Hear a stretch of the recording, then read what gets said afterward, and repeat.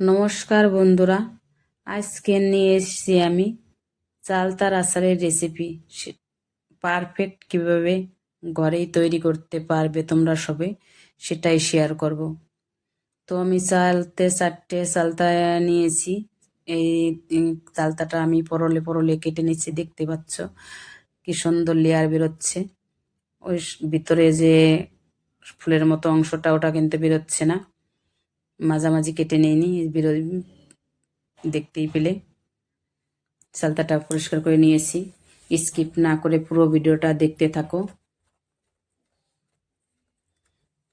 কেটে নিলাম, ধুয়ে নেব ভালো করে।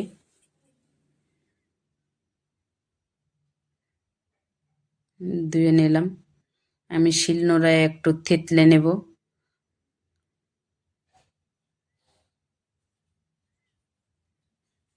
যদি এই কাঠটা দেও তাহলে জামা কাপড় নষ্ট হবে না।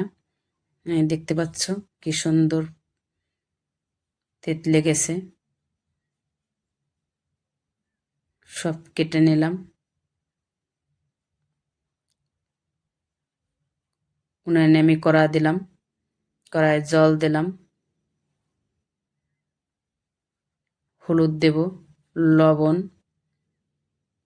ফুটে উঠেছে, চালতাটা আমি দিয়ে দেবো, একটু ভাপিয়ে নেব,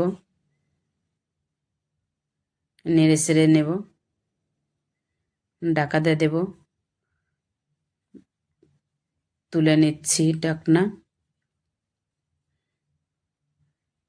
দেখতেই পাচ্ছ কত সুন্দর কালার চলে এসেছে। আমি কিন্তু কোনো ফুড কালার দিইনি এখানে।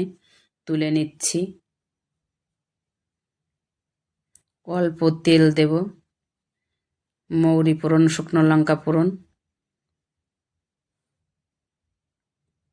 আমি এখানে রেখেছিলাম মিষ্টির শিরা, রেখে দিয়েছিলাম ফ্রিজে, শিরাটাই দিলাম।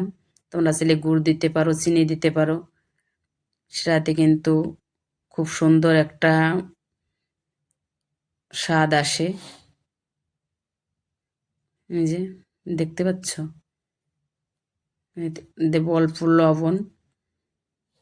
এতে চালতার ভিতরে রসটা থেকে যাবে, উপরে শুকিয়ে যাবে, আর এতে 6 মাস 1 বছর ভালোভাবে রাখা যায়।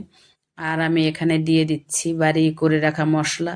এই মশলা রেসিপিটা আমার ভিডিওতে দেওয়া আছে, দেখে নিতে পারো।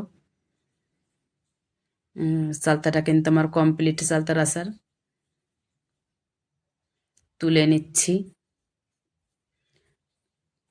আশা করি আমার রেসিপিটি ভালো লেগেছে। যদি ভালো লেগে থাকে লাইক, কমেন্ট, শেয়ার করো, সাবস্ক্রাইব করে পাশে থাকার অনুরোধ রইল। কত সুন্দর এই ভিতরে রস রয়েছে।